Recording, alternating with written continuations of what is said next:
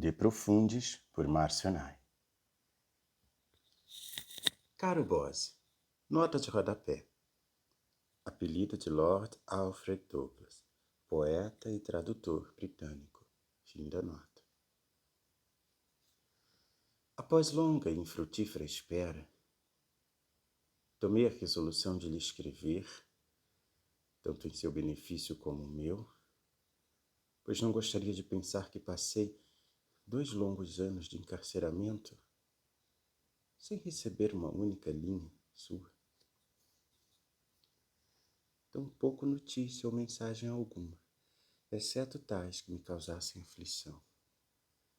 Nossa desgraçada e assaz lamentável amizade terminou em ruína e infâmia pública para mim, e contudo a memória de nossa antiga afeição me acompanha quase sempre, e o pensamento de que o ódio, a amargura e o desprezo devem assumir permanentemente em meu coração o lugar que outrora foi ocupado pelo amor me é muito triste. E você mesmo, creio, sentirá em seu íntimo que escrever para mim, enquanto experimento o isolamento da vida na prisão,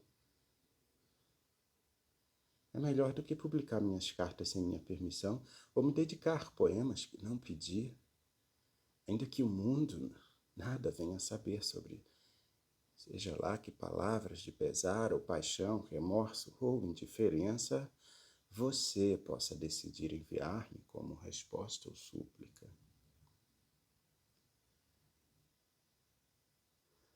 Não tenho dúvida de que nesta carta em que devo escrever sobre sua vida e a minha, sobre o passado e o futuro, sobre coisas doces transformadas em amargores e sobre coisas amargas que podem ser tornadas em alegria, muito haverá para ferir sua vaidade até a alma.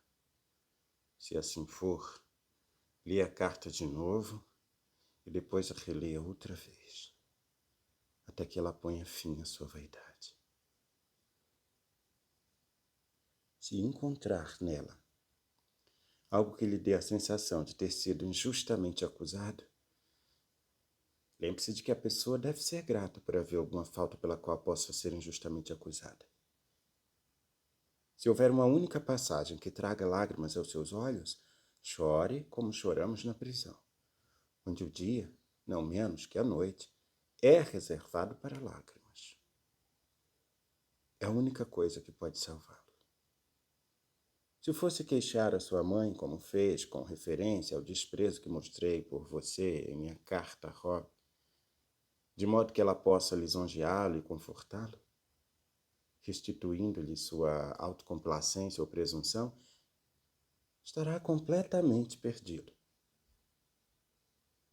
Se você encontrar uma falsa desculpa para si, logo encontrará uma centena e voltará exatamente ao que era antes. Continua a afirmar, como fez o Rob em sua resposta, que eu lhe atribuo motivos indignos. Que eu lhe, abre aspas, atribuo motivos indignos, fecha aspas.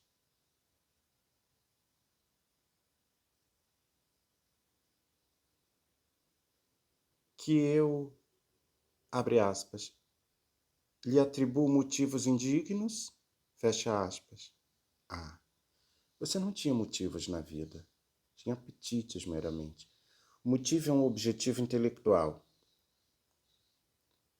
Que você era muito jovem quando nossa amizade começou? Seu defeito não era que soubesse tão pouco sobre a vida, mas que soubesse tanto. A aurora da meninice, com sua flor delicada, sua luz pura e cristalina, sua alegria de inocência e expectativa, você já deixara havia muito tempo para trás. Com pés agílimos e ligeiros, passara do romance ao realismo. A sarjeta e as criaturas que nela vivem já haviam começado a fasciná-lo. Essa foi a origem do problema para o qual buscou minha ajuda e eu, de forma insensata, indo contra a sabedoria deste mundo, por piedade e bondade, decidi. Deve ler esta carta até o fim, embora cada palavra possa se tornar para você como o fogo ou como a lâmina do cirurgião, que fazem a carne delicada queimar ou sangrar. Lembre-se de que o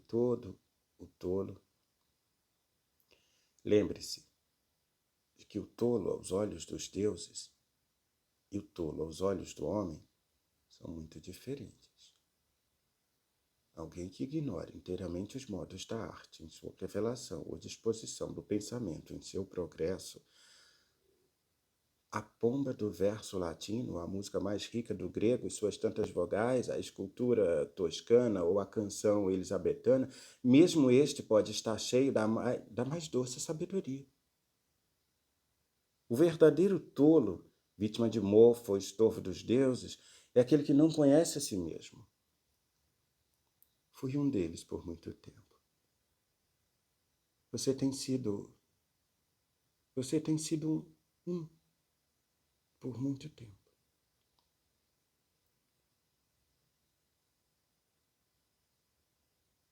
Dê um basta a isso. Não tenha medo. O vício supremo é a superficialidade.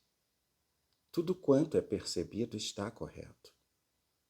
Lembre-se de que, por maior que seja seu sofrimento ao ler, sofrimento ainda maior é, para mim, escrever. Os poderes invisíveis têm sido muito bondosos com você. Permitiram-lhe ver as formas estranhas e trágicas da vida como quem vê sombras num cristal.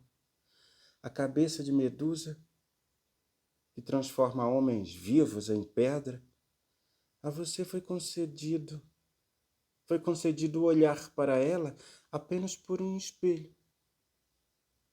Você tem caminhado livre entre as flores. De mim o belo mundo de cor e movimento foi usurpado. Começarei por lhe dizer que me culpo terrivelmente. Sentado aqui nesta cela escura, em roupas de condenado, um homem caído em desgraça, arruinado, eu me culpo. Nas noites perturbadas e intermitentes de angústia, nos dias longos e monótonos de dor, é a mim mesmo que culpo. Eu me culpo por permitir que uma amizade anti-intelectual, cujo objetivo primordial não consistia na criação e contemplação de coisas belas, dominasse inteiramente minha vida.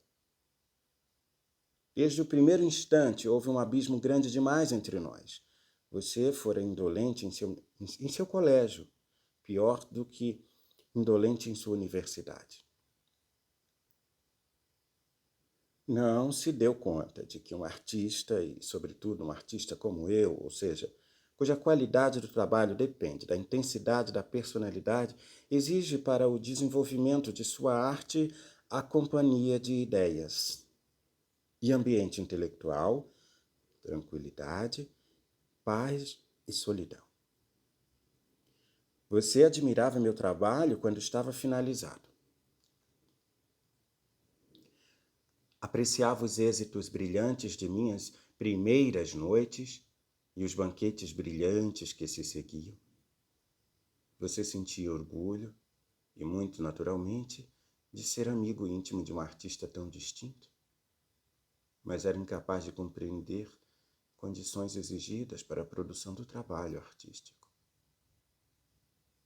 Não estou falando em torneios de exageros retóricos, mas em termos de conformidade absoluta aos fatos em si, quando lembro a você que durante todo o tempo em que estivemos juntos, nunca escrevi sequer uma linha. Fosse Torquay, Londres, Florença ou outra parte, minha vida, enquanto você esteve ao meu lado, foi inteiramente estéril e não criativa. E a não ser por breves intervalos, você estava, lamento dizê-lo, sempre ao meu lado. Lembro, por exemplo, em setembro de 1893, para escolher apenas o exemplo dentre tantos, de alugar um conjunto de aposentos puramente de modo a trabalhar sem ser incomodado.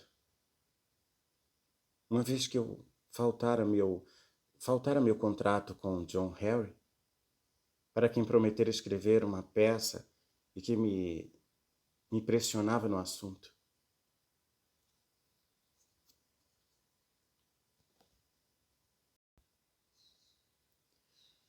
Durante a primeira semana você se manteve afastado, divergiríamos, e isso não causaria espécie de modo algum quanto à questão do valor artístico de sua produção de Salomé. Então você se comprouve em me enviar cartas tolas acerca do assunto. Naquela semana escrevi e completei até o último detalhe. Como acabou por ser montado, o primeiro ato de um marido ideal. Na segunda semana você regressou e praticamente tive de abrir mão de meu trabalho.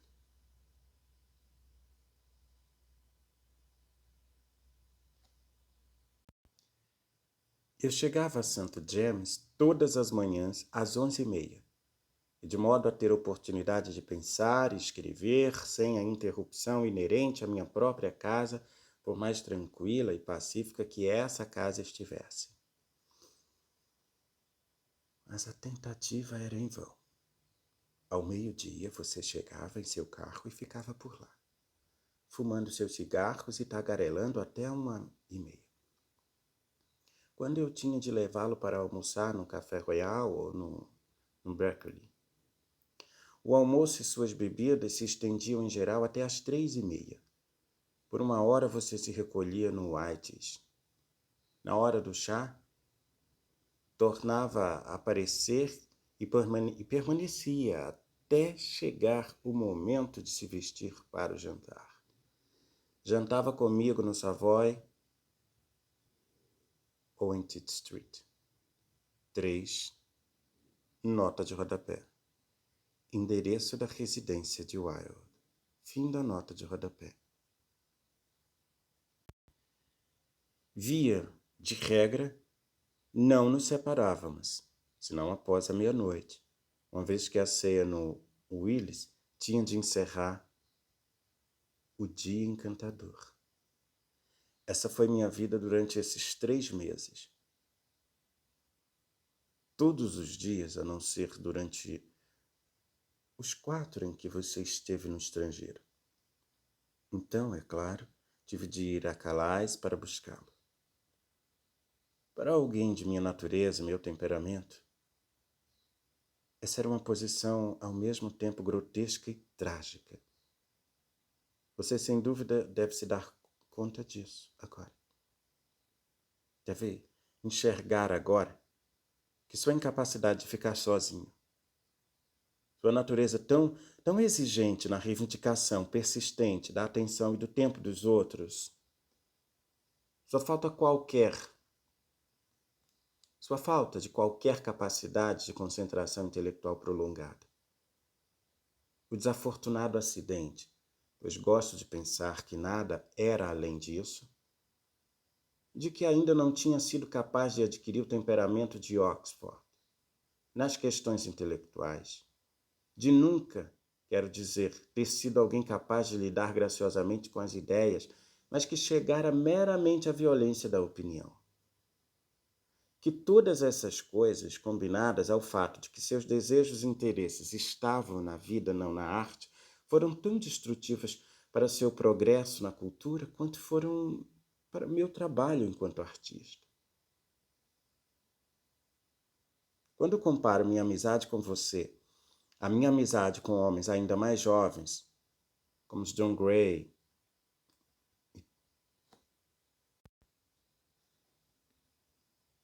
quando comparo minha amizade com você e a minha amizade com homens ainda mais jovens, como John Gray e Pierre Louis, sinto-me envergonhado. Minha vida real, minha vida mais elevada, era com eles e os outros como eles. Dos resultados pavorosos de minha amizade com você, abstenho-me de falar por ora. Estou pensando meramente na qualidade dela enquanto durou. Para mim, foi intelectualmente degradante. Você tinha os rudimentos de um temperamento artístico embrionário.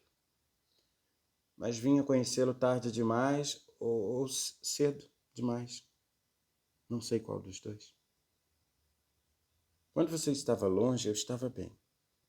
A partir do momento, no início de dezembro do ano, ao qual venho aludindo, em que conseguiria induzir sua mãe a mandá-lo para fora da Inglaterra, pude recompor a teia rasgada e emaranhada de minha imaginação, tive minha própria vida em minhas mãos. Não apenas terminei os 3 atos restantes de um marido ideal, como também concebi e quase completei 2 outras peças de um tipo completamente diferente.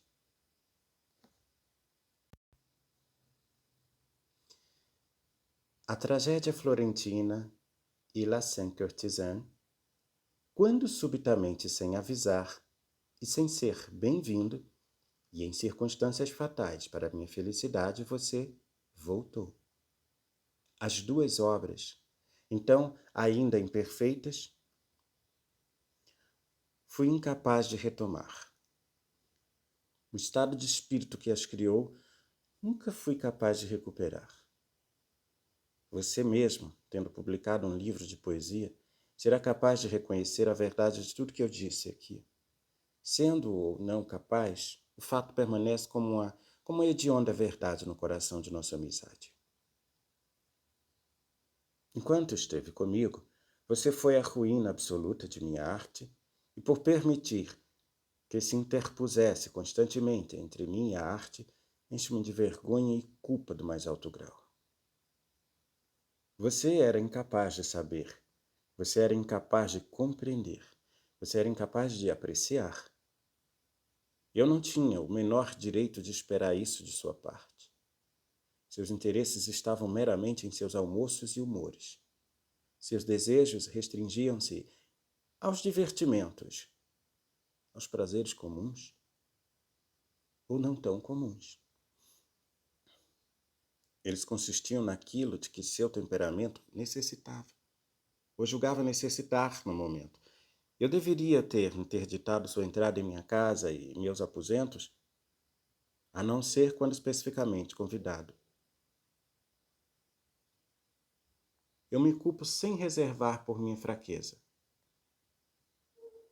Eu me culpo, ou melhor, sem reservas por minha fraqueza. Nada era além de fraqueza. Meia hora com a arte sempre foi para mim mais do que um século com você. De fato, nada, em qualquer período de minha vida, jamais esteve a mínima importância, ou jamais teve a mínima importância para mim, em comparação com a arte.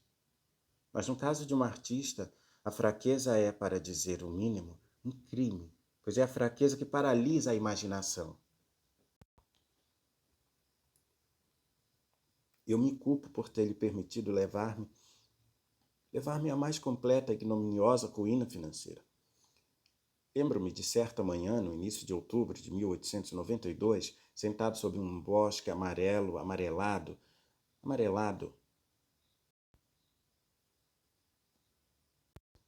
sentado sobre o bosque amarelado de Bracknell com sua mãe. Na época eu sabia muito pouco de sua verdadeira natureza.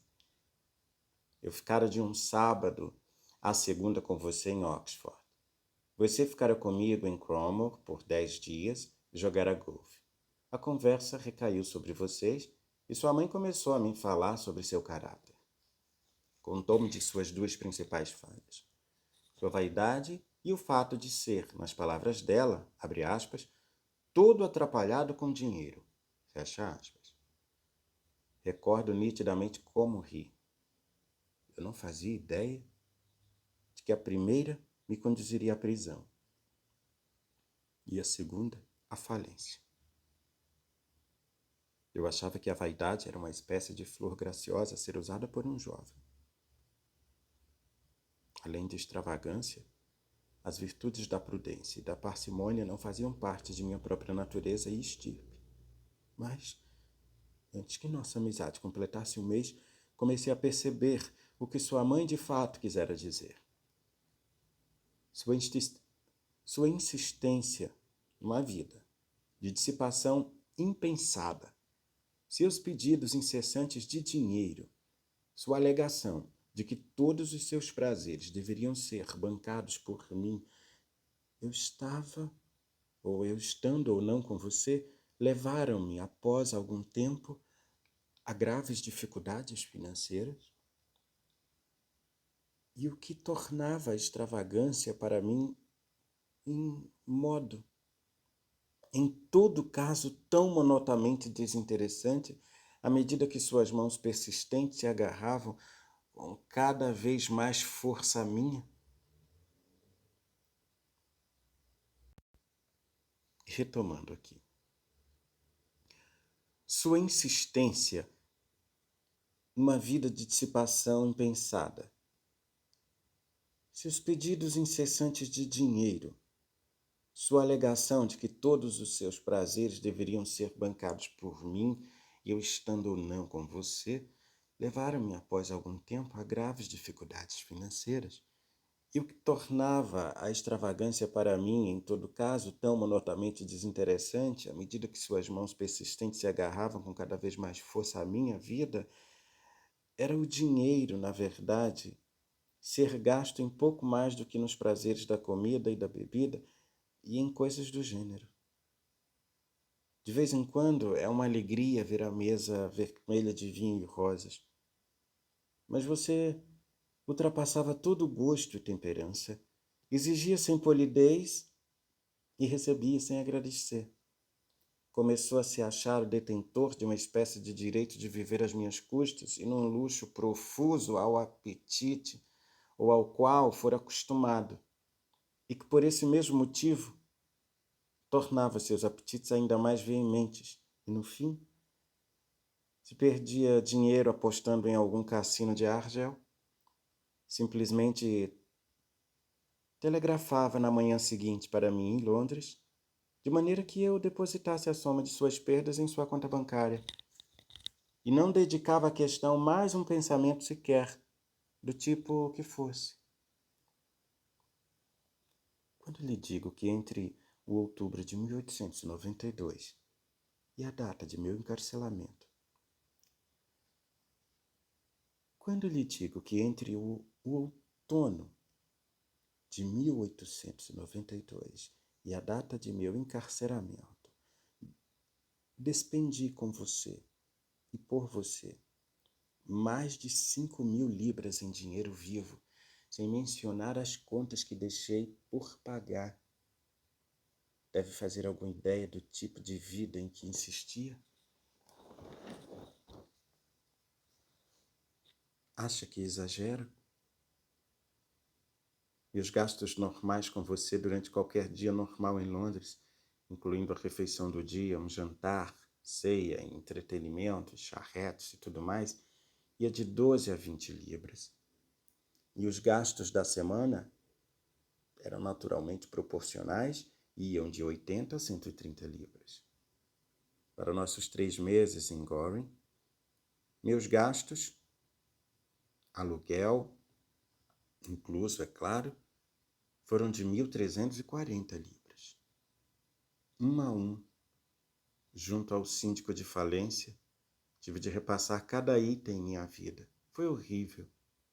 Vida simples e pensamentos elevados. Abre aspas, repetindo, vida simples e pensamentos elevados, fecha aspas, era, sem dúvida, um ideal que você não poderia ter apreciado na época. Mas uma extravagância como aquela foi a desgraça de nós dois. Um dos jantares mais deliciosos de que me lembro é um que Rob e eu tivemos em um pequeno café no Sorro, que custou aproximadamente tantos shillings quanto meus jantares para você costumavam custar em libras. Desse jantar com Rob surgiu o primeiro e melhor de todos os meus diálogos. Ideia, título, tratamento, modo, tudo me saiu a 3,50 francos. Table d'hôte, 4, nota de rodapé. Menu de preço, fim da nota de rodapé. Dos inconsequentes jantares em sua companhia, nada ficou, senão a lembrança de que muito se comeu e muito se bebeu. Minha sujeição às suas exigências eram ruim para você. Hoje você sabe disso. Tornava-o com frequência sôfrego, às vezes, em não pouca medida, inescrupuloso, desagradável sempre. Constituiu, na maior parte das ocasiões, pouquíssima alegria ou privilégio ser seu anfitrião. Você esqueceu, não vou dizer a cortesia formal da gratidão, pois cortesias formais prejudicam a amizade estreita. Mas simplesmente a graça do companheirismo amável, os encantos de uma conversa amena.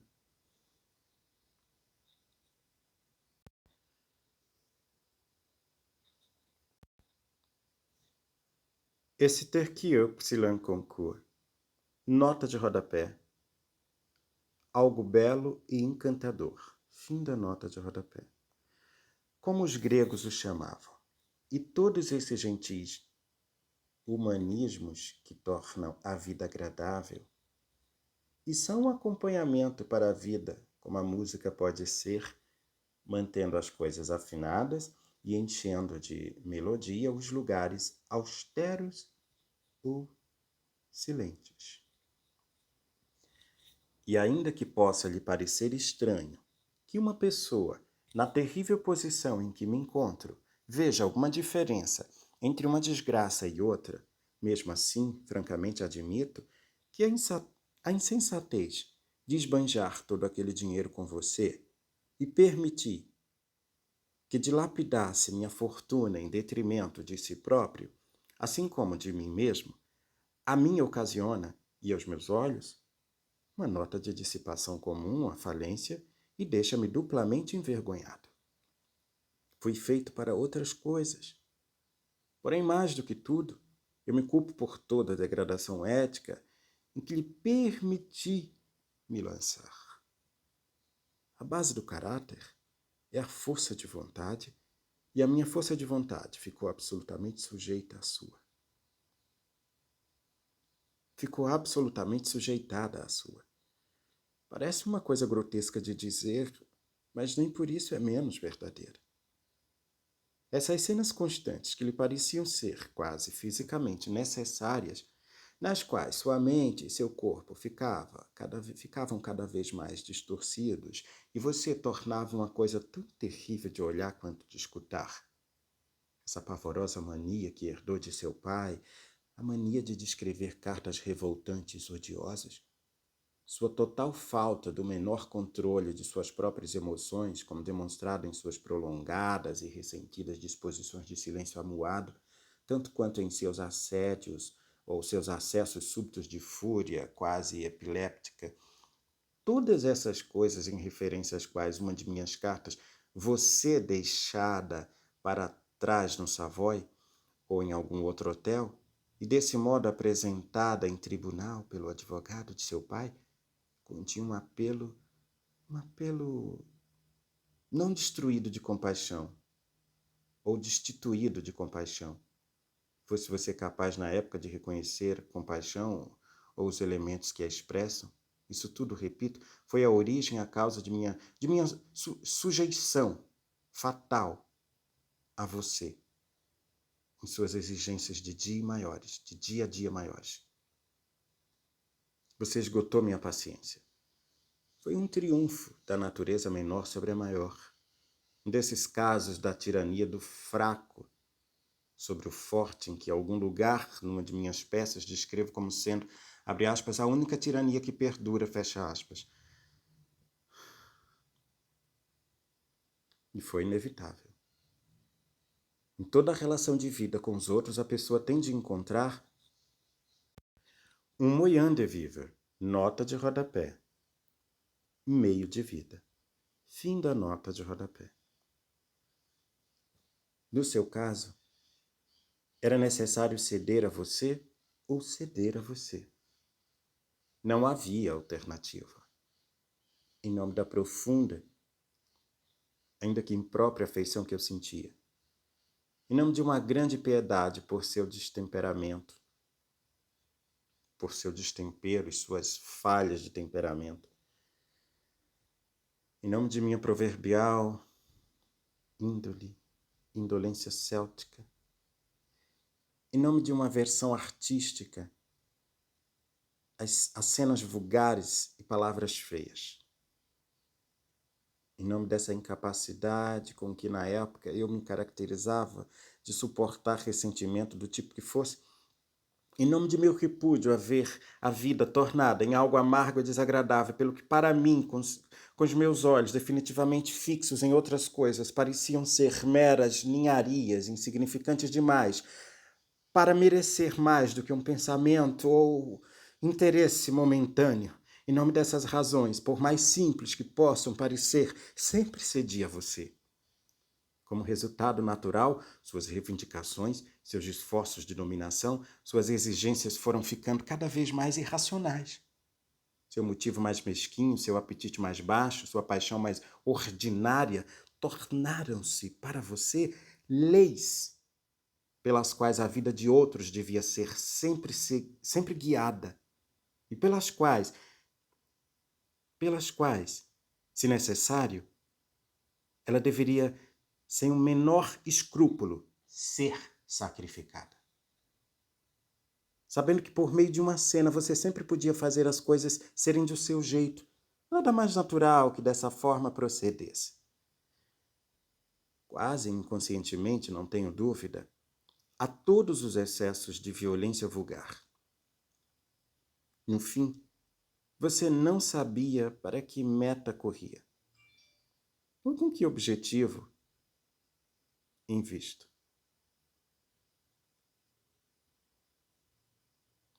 Tendo tomado para si a maior parte de meu gênio, minha força de vontade e minha fortuna, você exigia, na cegueira de uma ganância inexaurível,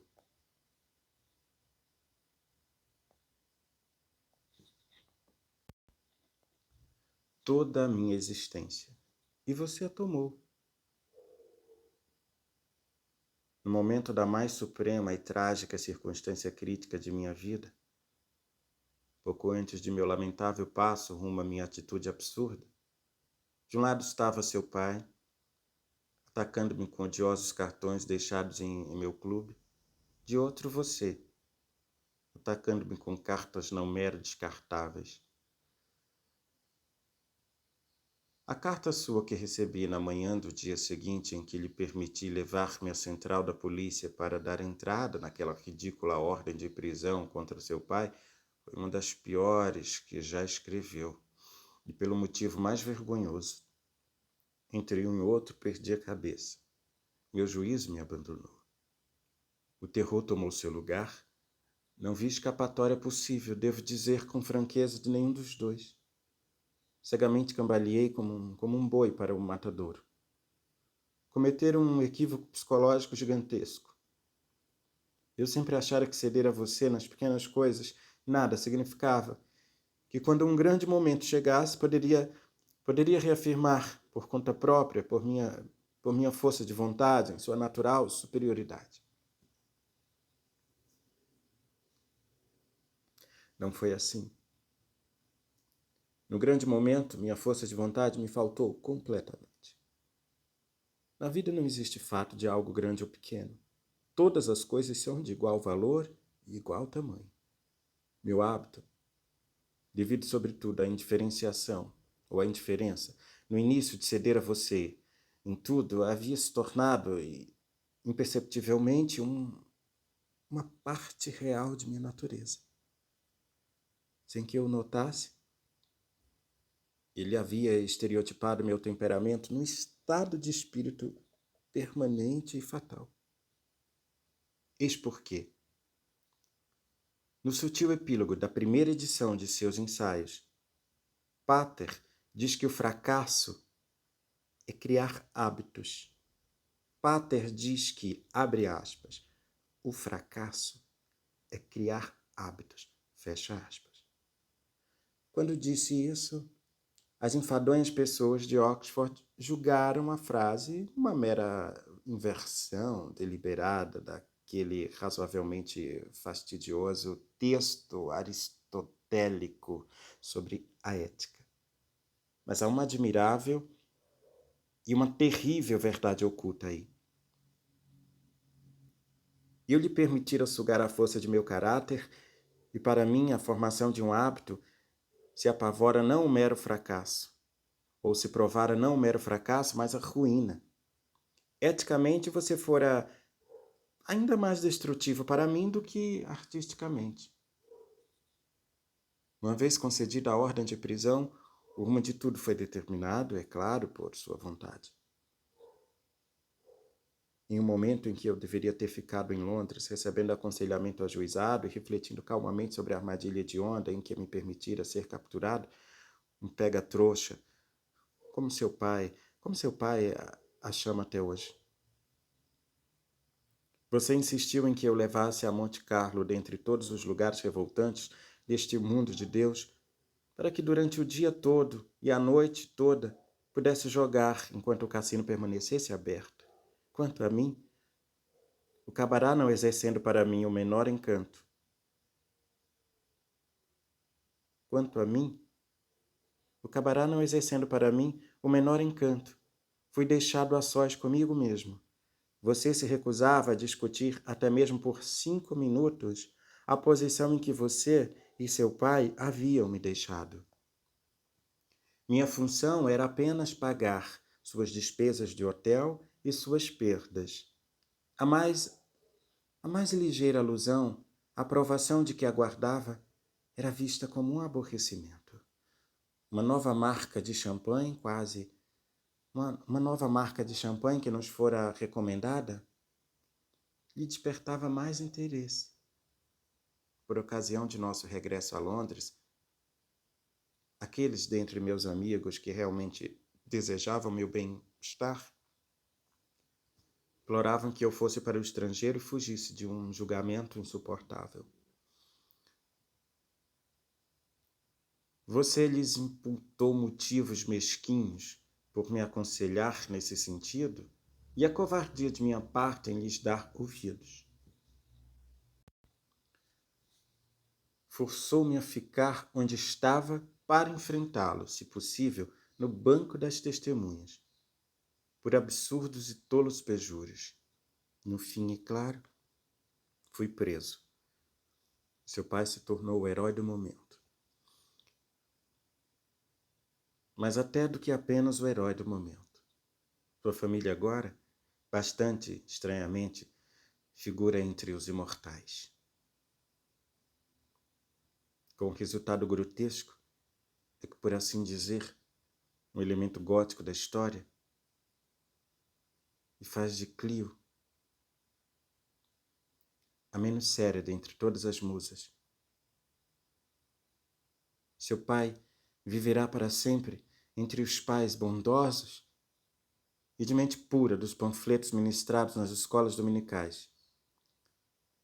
Seu lugar é com o menino Samuel, no lodo mais baixo de Malebold.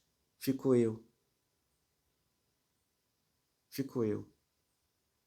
entre Guilhes de Retz e o Marquês de Sade.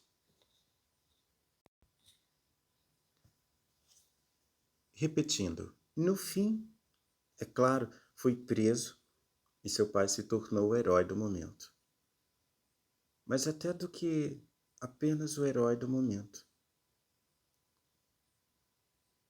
Sua família agora, bastante estranhamente, figura entre os imortais, com o resultado grotesco, que é, por assim dizer, um elemento gótico da história, e faz Kyo a menos séria dentre todas as musas, seu pai viverá para sempre entre os pais bondosos e de mente pura dos panfletos ministrados nas escolas dominicais. Seu lugar é com o menino Samuel. E no lodo mais baixo, de Mouleboard, fico eu, entre Gilles de Retz e o Marquês de Sade. Claro, eu deveria ter me livrado de você. Deveria tê-lo sacudido de minha vida como um homem sacode de suas vestes uma criatura que o picou. Na mais divina de todas as suas peças, Ésquilo conta sobre o grande senhor que traz para casa um filhote de leão, o Leontusivein, nota de rodapé. As expressões em grego estão parafraseadas no texto que as precede, aqui e ao longo do texto. Fim da nota de rodapé.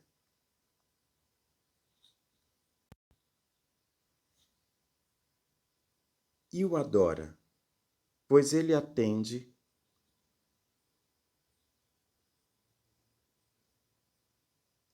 de olhar brilhante a seu chamado e o adula para receber comida. Fedoró, por Sigma, põe Shenha, Seyun de Gestor Sigma, Onhaenke. E a criatura cresce e exibe a natureza de sua espécie, e destrói o Senhor e sua casa, e tudo que ele possui. Sinto como se eu fosse esse homem, mas meu mero erro não foi não ter me separado de você, e sim ter me separado de você com expressiva frequência. Até onde posso perceber, punha fim à nossa amizade a cada 3 meses regularmente. E em todas as vezes que o fiz, você dava um jeito por meio de súplicas, telegramas, cartas da intervenção de seus amigos, da minha intervenção, e assim por diante, de me convencer a aceitá-lo de volta. Quando, no fim de março de 1893, você deixou minha casa em Torquay, e eu estava determinado a nunca mais lhe dirigir a palavra, nem a permitir, sob circunstância alguma, que fosse admitido em minha presença. Tão revoltante fora a cena que fizeram na noite anterior à sua partida.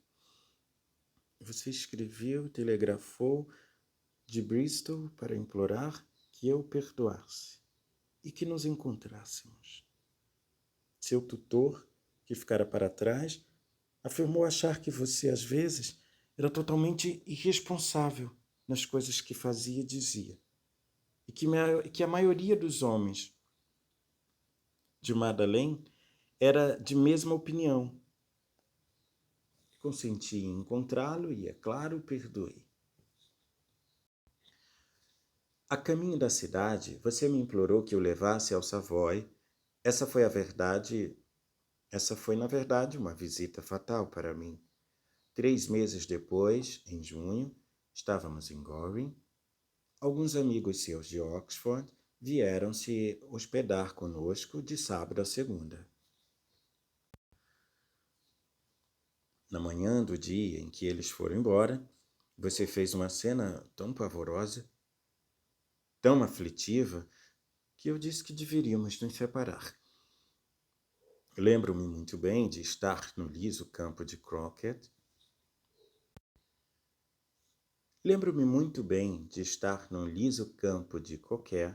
Com um lindo gramado à nossa volta, observando-lhe que estávamos estragando a vida um do outro, que você estava absolutamente arruinando a minha e que evidentemente não o fazia feliz de verdade, e que numa ruptura irrevogável e a completa separação era uma única coisa filosoficamente sensata a fazer. Você foi embora taciturno após o almoço, deixando para trás como um mordomo uma de suas cartas mais ofensivas para que me fosse entregue após sua partida. Nesses 3 dias haviam se passado, já estava telegrafando de Londres. Nem 3 dias haviam se passado, e já estava telefonando de Londres para implorar que eu perdoasse e consentisse com sua volta. Eu ficara com um lugar só para agradá-lo. Empregara seus próprios criados a seu pedido. Eu lamentava o odioso temperamento do qual você sempre preza, sentia genuína afeição por você. Então permiti que voltasse e perdoei. 3 meses depois, em setembro, novas cenas ocorreram, e o que as ensejou foi o fato de eu lhe apontar os erros primários em sua tentativa de tradução de Salomé. Deve hoje estar suficientemente versado em francês para saber que a tradução era tão indigna de você, na condição de egresso de Oxford, quanto a obra que buscava verter. Você não sabia disso na época, é claro, e numa de suas violentas cartas que me escreveu a respeito, declarou, abre aspas, não ter nenhuma dívida intelectual comigo de tipo algum, fecha aspas. Lembro-me do que, quando li, lembro-me de que quando li essa afirmação, senti que era de fato a única coisa verdadeira que havia escrito para mim em todo o curso de nossa amizade. Vi que uma natureza menos culta ter-lhe vindo por muito mais a calhar. Não estou dizendo isso com amargura, de maneira alguma, mas simplesmente como um fato de companheirismo. Em última instância, o vínculo de todo companheirismo, seja no casamento, seja na amizade, é a conversa.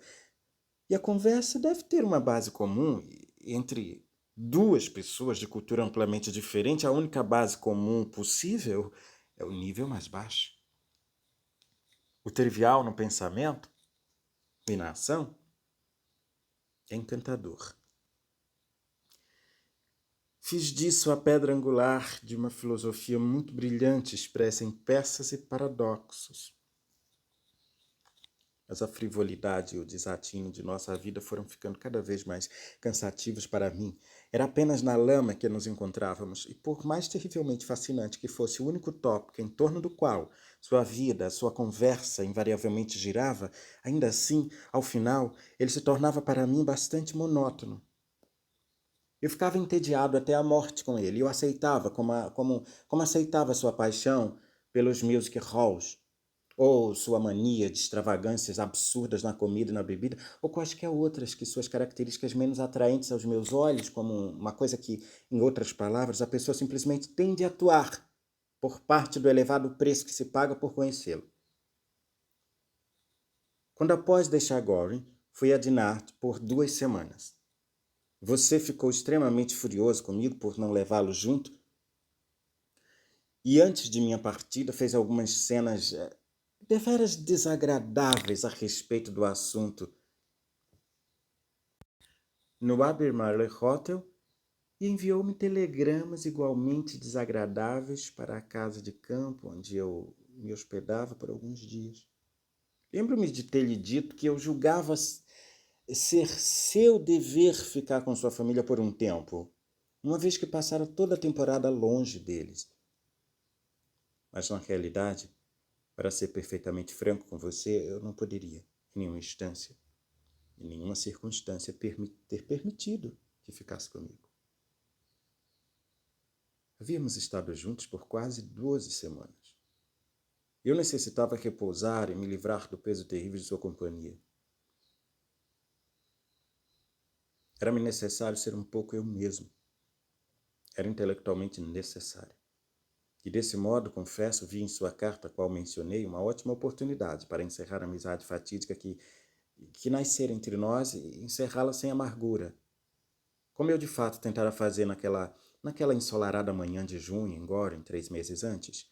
Não obstante, fui informado com toda franqueza, sou compelido a dizer por um de meus amigos, a quem você recorrer em sua dificuldade, de que você ficaria por demais magoado, talvez quase humilhado, ao ter seu trabalho devolvido como se fosse um exercício escolar. Eu tinha expectativas intelectuais muito altas em relação a você e que, independentemente do que escrevia ou fazia, você era absolutamente, inteiramente devotado a mim. Eu não queria ser o primeiro a impedi-lo ou desencorajá-lo em seu início na literatura. Eu sabia perfeitamente que nenhuma tradução, a menos que feita por um poeta, seria capaz de verter o colorido e a cadência de minha obra com o mínimo de adequação. A devoção me parecia ainda, me parece, uma coisa maravilhosa demais para se descartar levianamente. Assim, acolhi a tradução e você de volta. Exatos 3 meses depois, após uma série de cenas que culminaram em uma ainda mais revoltante do que as de costume, quando entrou em meus aposentos, certa noite de segunda-feira, acompanhado de 2 amigos seus, peguei-me efetivamente fugindo ao estrangeiro para me escapar de você, fornecendo à minha família algum motivo absurdo para minha partida súbita e deixando com o meu criado um endereço falso por medo de que pudesse seguir no primeiro trem. Lembro-me daquela tarde, quando estava no vagão viajando às pressas para Paris. Lembro-me de pensar na situação impossível, terrível, completamente errada pela qual minha vida enveredara quando, homem de renome mundial, eu era efetivamente forçado a fugir da Inglaterra de modo a tentar me livrar de uma amizade completamente destrutiva para tudo de bom que havia em mim, tanto do ponto de vista intelectual como ético. A pessoa de que eu fugia não era nenhuma criatura terrível do esgoto ou do lodo direto para o mundo moderno, na qual eu enredara minha vida, mas você, um jovem de minha própria classe e posição, que frequentara a mesma faculdade que eu em Oxford e era um hóspede constante em minha casa. Os usuais telegramas de súplicas e remorso vieram em seguida, ignorei-os. Finalmente você fez a ameaça de que, ao menos eu consentisse em encontrá-lo, você, sob nenhuma circunstância concordaria em viajar ao Egito. Eu mesmo, com seu conhecimento e consentimento, implorar a sua mãe que eu mandasse ao Egito e para longe da Inglaterra, pois você arruinava sua própria vida ficando em Londres. Eu sabia que se você não fosse, seria um terrível desapontamento para ela, e foi pensando nela que concordei em encontrá-lo e sob a influência de forte emoção, que nem mesmo você há de ter esquecido, perdoei o passado, embora não podendo afirmar coisa alguma sobre o futuro. Quando voltei a Londres no dia seguinte, lembro-me de ficar sentado em meu quarto, triste e grandemente tentar a me decidir se você de fato era o que me parecia ser, tão cheio de horríveis defeitos, tão completamente pernicioso, tanto para si como para os outros, alguém tão funesto de até mesmo se vir a conhecer ou com quem se relacionar. Durante toda uma semana pensei sobre o assunto e considerei se, afinal de contas, eu não estava sendo injusto e equivocado em minha avaliação a seu respeito. No final de semana, uma carta de sua mãe me foi entregue. Ela expressava plenamente todos os sentimentos que eu mesmo nutria por você. Em suas páginas, falava de sua vaidade exagerada e cega que o levou a desprezar sua própria casa e a tratar seu irmão mais velho, aquela candidíssima anima, nota de rodapé. Alma mais pura, fim da nota. Como abre aspas, um filisteu, fecha aspas, de sua irritabilidade, que levava a ter medo de lhe falar sobre sua vida. A vida de que ela sabia que você estava lendo, sobre sua conduta em assuntos financeiros tão angustiante para ela em mais de um aspecto, da degeneração e da mudança que tivera lugar em sua pessoa. Ela via, é claro, que a hereditariedade legara a você um fardo terrível e admitia com franqueza, admitia com horror, abre aspas, dos meus filhos. Foi o que mais herdou o fatídico temperamento do Douglas, fecha aspas. Escreveu ela a seu respeito. No fim, afirmava que se sentia obrigada a declarar que sua amizade comigo, na opinião dela, intensificara sua vaidade de tal modo que isso se tornara a fonte de todos os seus defeitos e implorou seriamente que eu não o encontrasse no exterior. Escrevi-lhe uma resposta de imediato e afirmei que concordava inteiramente com cada palavra que me dissera. Acrescentei muito mais. Fui até onde me foi possível ir. Contei-lhe que a origem de nossa amizade residia em seus dias de aluno em Oxford, quando veio até mim pedir que eu ajudasse num problema muito grave de caráter assaz particular. Contei a ela que sua vida tinha sido continuamente problemática da mesma maneira. Você atribuía a culpa por sua ida à Bélgica à pessoa que lhe fizera companhia naquela viagem. E sua mãe me censurara por tê-la apresentado a você. Devolvi a culpa às costas corretas às suas. Assegurei a ela, no fim, que não tinha a menor intenção de ir a seu encontro no exterior e lhe revoguei que tentasse mantê-lo por lá, fosse como adido honorário. Se tal coisa era possível, fosse para aprender línguas modernas, caso não, ou por qualquer razão que ela preferisse, ao menos durante 2 ou 3 anos, e tanto para o seu bem como para o meu. Nesse meio tempo, você escrever para mim em todas as malas postais chegadas do Egito. Não tomei o menor conhecimento de suas missivas. Eu as lia e rasgava. Eu me decidira firmemente a não ter mais nada a ver com você. Estava determinado e, de bom grado, me devotar à arte, cujo progresso deixara que você interrompesse. Ao fim de 3 meses, sua mãe, com aquela desafortunada irresolução que a caracteriza e que, na tragédia de minha vida, foi um elemento não menos fatal do que a violência de seu pai, para minha surpresa, escreve-me ela própria. Não tenho a menor dúvida, é claro, que, sob sua investigação, dizendo-me que você está extremamente ansioso por ter notícias minhas e de modo que eu não tenho qualquer desculpa para deixar-me comunicar com você. Envia-me seu endereço em Atenas, que, é claro, eu sabia perfeitamente bem. Confesso que fiquei absolutamente pasmo com a carta dela. Eu não conseguia compreender, depois de tudo que escrevera para mim em dezembro e do que eu, em resposta, lhe escrevera, podia, da maneira que fosse, tentar reparar ou reatar minha desafortunada amizade com você.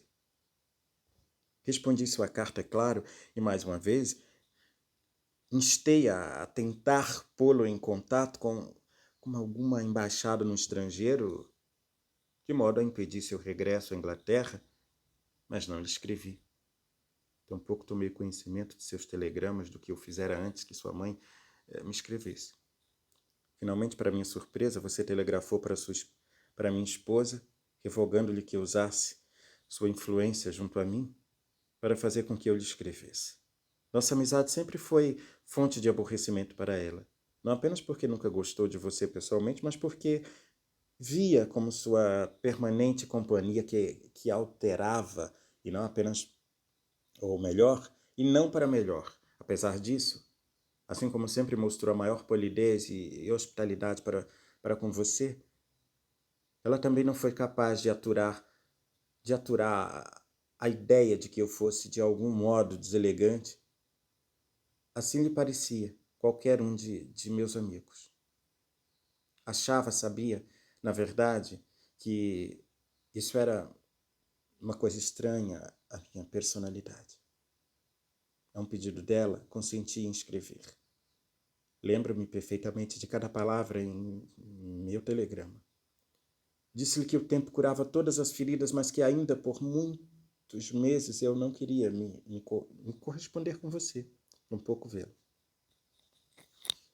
Você viajou a Paris na mesma hora, enviando-me enviando-me telegramas apaixonados no caminho, rogando-me que fosse a seu encontro imediatamente, a todo custo. Recusei-me. Ao chegar a Paris, tarde da noite, e um sábado, aguardavam em seu hotel uma breve carta minha, afirmando que me recusava a vê-lo. Na manhã seguinte,